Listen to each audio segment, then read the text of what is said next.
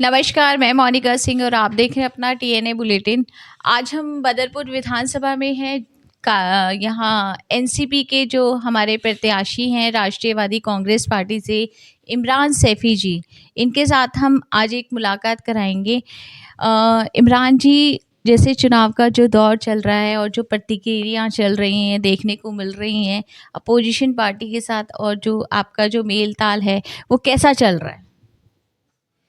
सबसे पहले आप सबका बहुत बहुत धन्यवाद। और रही बात ओपोजिशन की, तो ओपोजिशन की जो पार्टियां हैं वो पूरी तरीके से घबरा गई हैं और वो समझ गए हैं कि बदरपुर इस बार बदलाव मांग रहा है और बदरपुर से उन पूर्व के नेताओं का और उन पार्टियों का सोपड़ा साफ होने जा रहा है। जैसा कि देखना चाह रहे हैं बदरपुर की जनता अब जो बदलाव मांग रही है, एक जो बदलाव की जो लहर चल रही है, उस लहर में आपके कार्य की क्या प्रतिक्रिया रहेगी आगे के लिए? नहीं, मेरा इरादा तो यही है कि जैसे ही अगर जनता का आशीर्वाद मुझे मिलता है और भरपूर मिलता है, अगर विधानसभा हमारे नसीब में लिखी है और हम विधानसभा जाते हैं, तो मैं अपने बदरपुर विधानसभा के एक एक मतदाता को आपके माध्यम से कहना चाहता हूं कि जो जिस तरीके से 31 साल को इकत पुराने जो 31 साल का इतिहास बदरपुर में रहा है कि चंद लोगों के हाथ में ये सियासत रही है, इस इतिहास को ख़त्म किया जाएगा और बदरपुर विधानसभा में एक नया विकास, ऐसा विकास जो पूरे दिल्ली और पूरे हिंदुस्तान में चर्चे में रहेगा कि किसी ने विकास किया है। मैं उस प्लानिंग पे काम कर रहा हूँ। जैसा कि देखने में आया, सुनने में आया, कल आपने एक जनसभा का आयोजन कराया था। वहाँ पे देखने को मिला आपने जनता से काफ़ी सारी अपनी चीज़ें जो हैं शेयर की हैं, अपना एक्सपीरियंस आपने शेयर किया है। कैसे कैसे आपने जनता के लिए काम किया है वो भी आपने लोगों के साथ साझा किया, और उसी दौरान आपको देखा गया कि आप काफ़ी भावुक हो गए थे। तो इस चीज़ को लेके आप क्या कहेंगे और आगे की जनता से आप क्या अपील करेंगे कि वो आपका कैसे समर्थन करें? देखिए, मैं आपके चैनल के माध्यम से बताना चाहता हूँ, ये बदरपुर विधानसभा मेरा अपना परिवार है, क्योंकि मैंने जब मेरे दूध के दांत नहीं टूटे थे तब से मैं इस बदरपुर विधानसभा के अंदर मेरा इंटरफेयर रहा है और यहाँ के जितने भी मामले रहे, कोई भी परेशानी रही बदरपुर विधानसभा के अंदर, खास करके जैतपुर के अंदर कोई भी प्रॉब्लम आई, किसी के साथ कोई दिक्कत आई, कोई भी सामाजिक कोई बैठक हुई, ये पिछले मैं आपको 15 साल का इतिहास बता रहा हूँ कि 15 साल में मेरी अगर कोई एक एब्सेंट बता दे जैतपुर की, कि सामाजिक जो भी मामले यहाँ हुए, चाहे यहाँ पे बाढ़ का मामला हुआ, डेमोलिशन का हुआ, या और कोई आपदा आई या कोई परेशानी आई या किसी के संग कोई हादसा हुआ या किसी के संग कोई परेशानी हुई या कोरोना काल आया, तो ये जितनी गंभीर बड़ी समस्याएं कॉलोनी के अंदर रहीं, जैतपुर के अंदर और बदरपुर विधानसभा के अंदर जो भी समस्या ऐसी रहीं, मैंने हमेशा अपनी उपस्थिति दर्ज कराई और जो सहयोग मैं कर सकता था वो सहयोग कर पाया। तो उसके बावजूद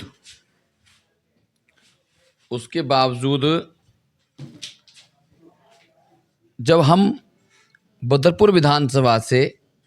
राष्ट्रीयवादी कांग्रेस पार्टी ने हमारी प्रोफाइल को देखकर, हमारे कार्यशैली को देखकर, हमारे जोश और जुनून को देखकर हमें बदरपुर से प्रत्याशी बना दिया, तो विपक्ष के लोगों ने अपने द्वारा कुछ टटपूंजिए हमारे लोगों में भेजने शुरू कर दिए और ये कहना शुरू कर दिया उन टटपूंजियों ने कि ये तो आरएसएस का एजेंट है, ये भाजपा का एजेंट है, ये भाजपा को जिताने के लिए यहाँ पर आया है। ये इस तरीके की जो इन्होंने मनगढ़ंत एक कहानी हमारे लोगों में ये फैलानी शुरू कर दी। जब ये बात मुझे पता लगी तो मुझे अंदर से बहुत ही गिल्टी फील हुई, बहुत गुस्सा भी आया इस बात पर कि मैंने अपना पूरा बचपन इसी कॉलोनी के लिए, इसी जैतपुर के लिए, इसी बदरपुर के लिए न्यौछावर कर दिया। मैंने कभी भी उस दौर में, जिस दौर में बच्चे अनेकों प्रकार के खेल खेलते हैं, मूवियाँ देखते हैं, पार्कों में घूमते हैं, क्रिकेट खेलते हैं, हम मॉलों में और अलग-अलग दिल्ली के जो खूबसूरत चीज़ें हैं देखने की, मैं आपके माध्यम से बता रहा हूँ, मैंने दिल्ली के जो ऐतिहासिक चीज़ें हैं, उनमें से कोई एक आधी चीज़ देखी होगी, मैं आज तक उनको देखने भी नहीं गया। क्यों? मेरा लगाव और मेरा दिल, मेरा दिमाग और मेरा ये पूरा जिस्म हमेशा बदरपुर विधानसभा और जैतपुर के अंदर लगा रहा। तो मैंने अपना पूरा इतना एक खूबसूरत टाइम, एक क्रीम टाइम, जो उम्र ऐसी होती है, जो आदमी एन्जॉयमेंट की उम्र होती है, वो उम्र मैंने पूरी जैतपुर की जनता के लिए निकाल दी। अब आज अगर कोई उनमें से कोई हमारे ऊपर ऐसा लांछन लगाएगा तो हमें तो ये बात बर्दाश्त नहीं हुई, जिसकी वजह से मुझे बहुत गुस्सा भी आया, मैं नर्वस भी हुआ और मैं भावुक भी हुआ। और मैं आपके माध्यम से कहना चाहता हूँ कि इमरान सैफ़ी ऐसी जहालत पने के काम और ऐसे काम ना कभी ज़िंदगी में मैंने किए हैं और ना मैं कभी करूँगा, क्योंकि मेरी लड़ाई दोनों से है और बराबर है। और मुझे क्यों, उसका कारण ये है कि जितना मैंने काम अपने समाज के लोगों के लिए किया है, उससे कई गुना ज़्यादा मैंने समय और काम अपने दूसरे समाज के लोगों के लिए भी किया है। उनके बीच में भी मैं हमेशा रहा हूँ, उनके दुख तकलीफ में हमेशा रहा हूँ, उनके शादी ब्याहों में हमेशा रहा हूँ। और वो भी बेचारे आज तक, अगर मैं आज इस मुकाम पे खड़ा हूँ, उनका भी बहुत बड़ा रोल है मेरे साथ, उनकी बहुत बड़ा आशीर्वाद है मेरे साथ, बहुत बड़ा सपोर्ट है मेरे साथ, ताकि उसी वजह से मैं ये चुनाव इतनी मजबूती के साथ लड़ पा रहा हूँ। और मैं आपको विश्वास दिलाता हूँ और आपके माध्यम से जनता को भी विश्वास दिलाता हूँ कि आने वाली 5 तारीख को खड्डा कॉलोनी से उठी हुई चिंगारी गौतमपुरी तक क्रांति बन जाएगी। और 8 तारीख को जब रिजल्ट आएगा तो सुबह 10 बजे कांग्रेस खत्म हो जाएगी, 11 बजे भाजपा का सोपड़ा साफ हो जाएगा और 1 बजे तक आम आदमी पार्टी बदरपुर से बहुत दूर जा चुकी होगी और 2 बजे तक आपका भाई, आपका बेटा, आपका अपना इमरान सैफ़ी विधानसभा पहुंच जाएगा। क्योंकि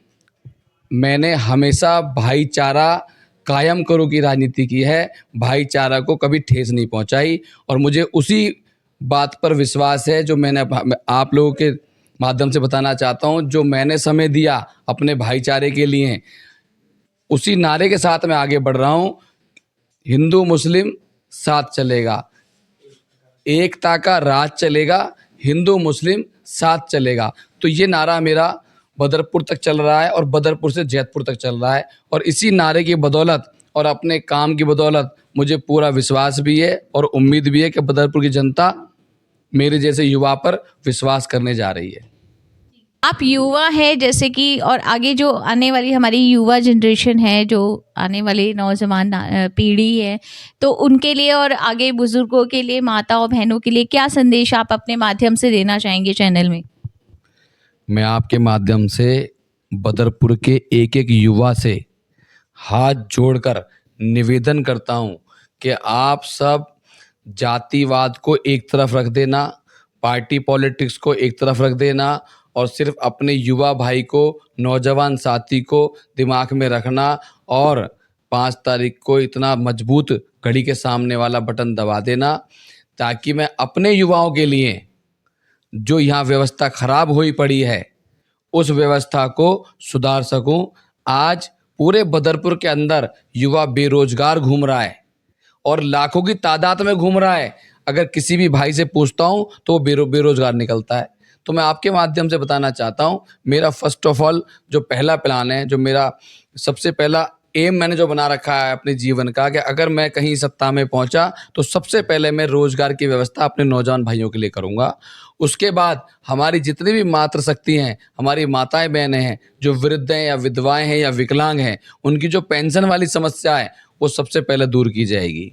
तीसरा, जितना भी बदरपुर के अंदर ये सीवर सिस्टम डंप हो चुका है, बर्बाद हो चुका है, किसी गली में चले जाओ